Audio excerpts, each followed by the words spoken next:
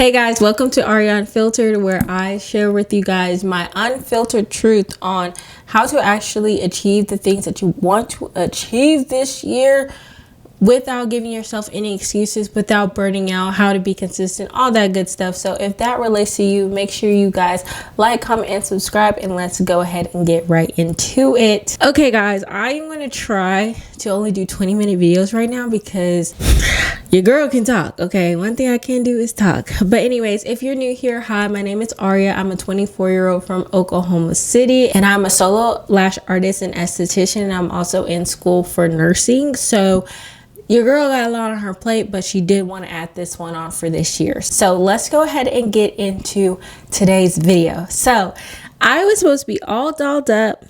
I had written out a whole script for y'all and everything for this first video, but you know what, I feel like God really just he knows I work better when situations happens and I speak on it right then and there, and I feel like that's what he did today. So I'm gonna just come out with y'all no makeup, at least my lashes is done and my hair is done, so y'all got something.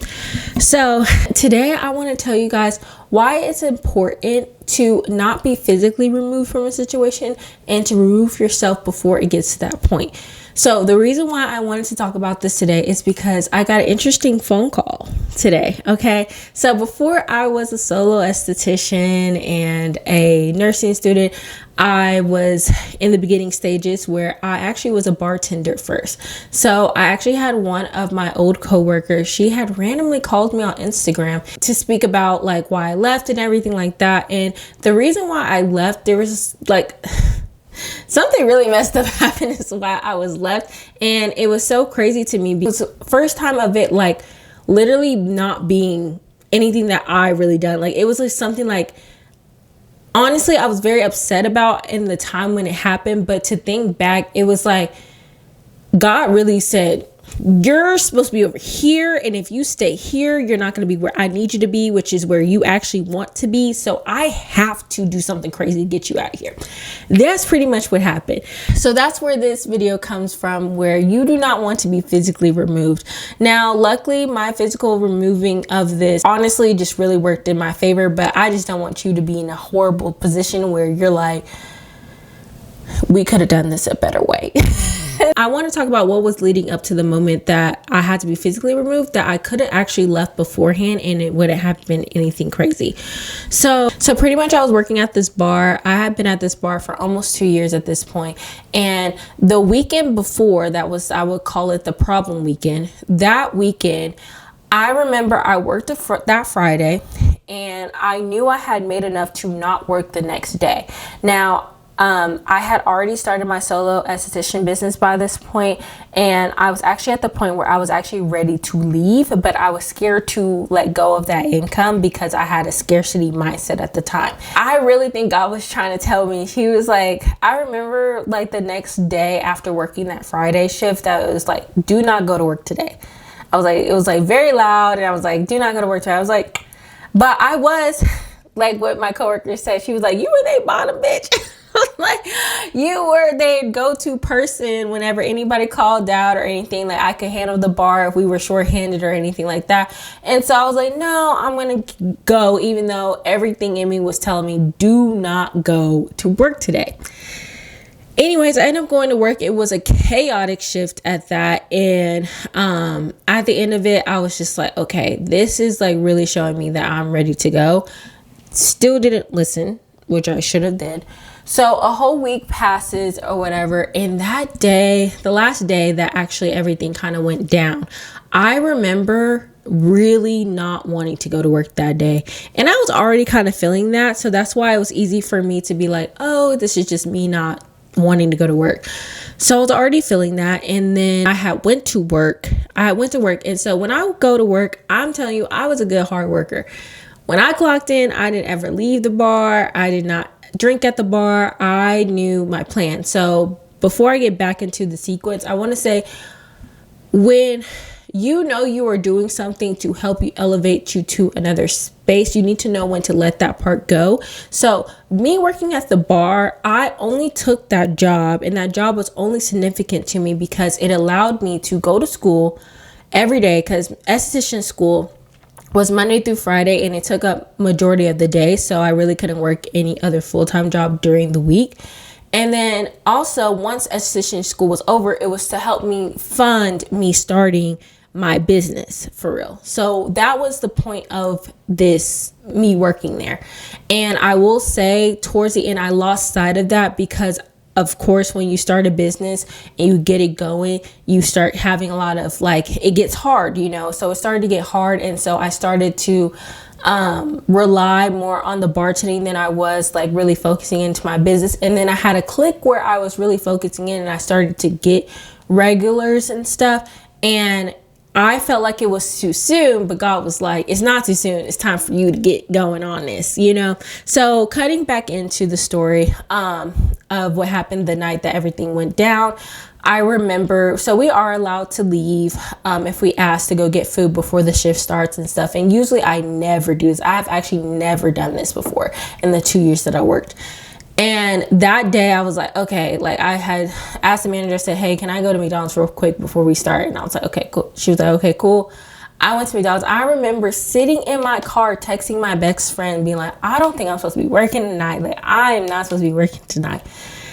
And she was telling me man, girl, you low-key need to go home. And I was just like, nah, I'm just gonna go ahead and stick this out. And then today is literally my last day. So much craziness happened that night. It was a very slow night, but I remember at the end of it is when everything kind of went down that I was explaining in later videos or whatever. And it was so crazy because it was God was pushing me. He was like, hey, I'm about to force you out of here if you do not leave. And I say this story because I know a lot of us are in that position, because I see so many of those motivational videos where people get fired, or they lost their job, or they had something happen in the family or something like that. And realistically, a lot of the times we know we were supposed to move, or we were supposed to leave certain situations, and we convince ourselves to stay, and we end up I don't want to explain it as rock bottom, but some situations are rock bottom, or it's a really hard struggle. It's instead of me leaving beforehand, which would resulted in me always having that job, even though I did not need to think of that as an option realistic for how I work. But now I'm forced to really get this out the mud, you're really forced to get stuff going, and it's really dependent on your willpower, and there's nothing else that you can do but to work on this. That's kind of what I mean by having to get pulled out of it. And sometimes, but a lot of times we know when to leave ahead of time, and we choose not to because we feel like we know that us staying here will benefit us. And so to end up that story about me and the old job with my coworker, it was just so interesting when she tells me, mind you, I hadn't worked there since 2024. It's December 31st, 2025. And to hear that there was no growth in that part, that there was literally nothing that was going to get me up in that position, all it was going to do is tear me down. Literally was going to make me unfocused. It was going to make me overcrowd my schedule. It was going to not benefit me whatsoever if I stayed there. And that's what I took from that conversation. And that's why I wanted to talk to you guys, because I was like, oh my goodness, this is why you need to move when you're supposed to move. How do you not do what me did? Okay, so first things first, you need to realize that you in your mind be lying to yourself. I think journaling is the best way to see when we are sabotaging ourselves, putting ourselves in tough situations, or to really see what is going on. Because when we get it out of our mind and put it on the paper, we see exactly what was really going on. So when I go back, I've been journaling since I was a little girl. And when I go back to my journals, I realize so much of myself. I really do reflect on the fact that I've grown so much, and to even think about the fact that if I would have stayed there, I wouldn't have had the year I had. And 2025 is the first year of my adult life that I feel like was a very successful year. And this is not basing off of how much money I've made or any of that, or like big rewards like that. It's just, this was the year that I really betted on myself, and I've seen extreme growth in that, to the point to where I'm really proud of myself. Like, I could really look at 2025 and be like, I'm really proud of myself. In 2026, I'm just going to keep multiplying on that. But the only reason I was able to reflect on that is because I made it clear to myself how I was doing in different stages of my life throughout the years, so that I have something to reflect on. Because getting pulled out of these situations, majority of the time, you are the one who's suffering all the collateral damage when this happens, and you don't want to be that person. You don't want to have to you don't want to have to feel pain if you don't have to. And we need to understand that we don't know everything. We are not always the smartest when it comes to understanding a full situation. And I feel like if you don't have anybody to talk to about the situation, journaling is a good way to help yourself see what the actual events are. See what actually the events are. The next thing to help us with that is also realizing our circle, realizing who we are around. Now, for my situation, it really didn't have anything to do with the people I was around, but it did have to do with how I was feeling around other people. So I feel like when I was working at this bar, I was getting to the point where I was really not who I was the years before I was there. Because I did have a lot of growth even within that, because I was very strict with myself. I was like, no drinking on the job, no going to after spots with them. Like, really, like, you go to work and go home. But I'm not gonna lie, working from 8 p.m. to 2 a.m. to 4 a.m., it's going to affect you some way, somehow. And being around that environment in general was affecting me. But because that was affecting me and I was wanting to stay home so much, I wasn't with my friends who would have actually helped me in that situation, maybe even helped me leave earlier. I stayed around the toxic part of it, which was some of the people I was working around in the environment that I'm in. I mean, if you're like, being a sober person around other people who are not sober, it is very stressful. It's very stressful because you're literally dealing with people who are not in their right minds. You're dealing with them. You're having to accommodate, switch up yourself.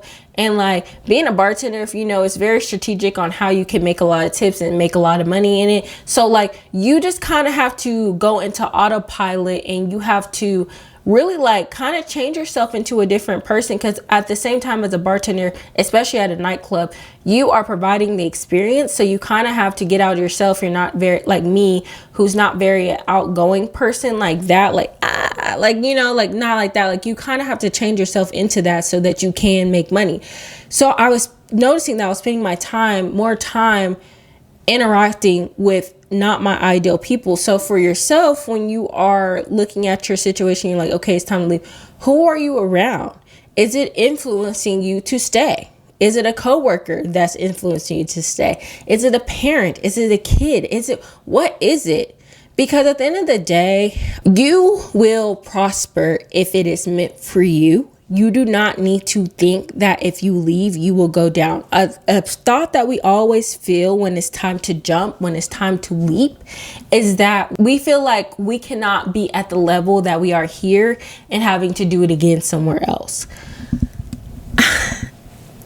As many success stories, because if you're watching my video, I know you have watched multiple other videos as well. And if you haven't, I'm glad that I'm your first person to tell you this.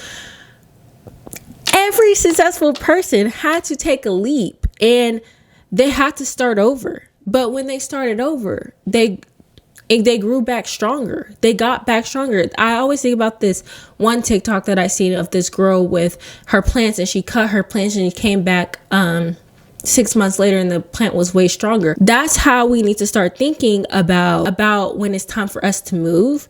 Instead of like having to fully die and then really need to be watered and everything to grow all the way back up, let's just cut it off ahead of time so that we could just go ahead and start brand new.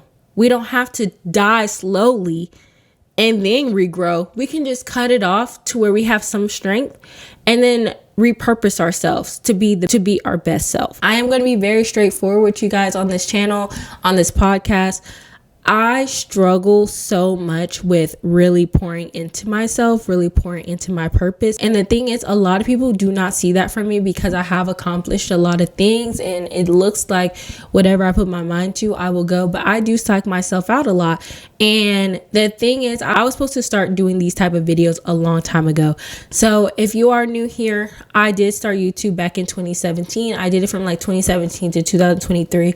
And there was a pivotal point in my channel where I noticed like me doing what was popular, which was like the routines and everything like that, was just not working for me. And I knew it was time for me to do talking videos. And every single one of my talking videos would end up getting like more views than other ones, but I was always getting scared that I sounded stupid or I sounded like I didn't know what I was doing. And so then I stopped YouTube for 2 years. And it's like, what would have been the growth if I just would have just done it? Nobody was commenting saying that I sounded stupid. Nobody was saying that you're dumb. I actually had 4 people reach out to me that I've never met, never knew them, but they were subscribed to my channel and told me how much my words helped them and how much they love seeing my growth. And I was like, dang, how many other people would I been able to touch if I just would have got into it? And I don't want to be at a point where God has to force me into this lane because I'm not listening. So this time I am going to listen. As I'm sitting here talking to you guys, I feel very confident that what I'm saying is good for you guys and that it's really going to relate to you guys. But when I go back and edit, I'm going to question myself. I'm just going to be honest. I am. But the thing is I have to know that I decided to cut off that feeling that I don't know what I'm talking about before God had to yank me from the root. And I'm just going to try it anyway. And I want you guys to try it anyway. When 2026 rolls around and you have your New Year's goals, you need to realize that if you have decided that you would like to cut your plant, you can either cut your plant, not water it, not give it any love, no sunlight, and it's just going to shrivel up and die. And then you're going to have to try all again next year. Or you can cut your plant and start watering it and keep going, because you don't want to be in that position where you have to turn your thought into this is all I have. If this doesn't work, nothing else is going to work. Now that mindset is good still, like they're still good in that mindset because it helps you realize like this is where you need to be. But it's also not the best place. It's not the best feeling either. It's really not. And I don't want people to continue thinking that is what is the only way to reach your goals, is if it's nothing else. If you did hit rock bottom, you can start now. You don't have to hit rock bottom to reach your goals. So that is all I had for you for the first episode. I'm trying to keep them small, but I hope you guys enjoyed this, and I hope you guys really take this into the new year. I will be posting every Sunday at 1 p.m. So make sure you guys subscribe. I don't know what a whole bunch of what podcasts do. Gosh. So I'll say that right the next time. But I hope you guys enjoyed this video, and I'll see you guys next week. Bye.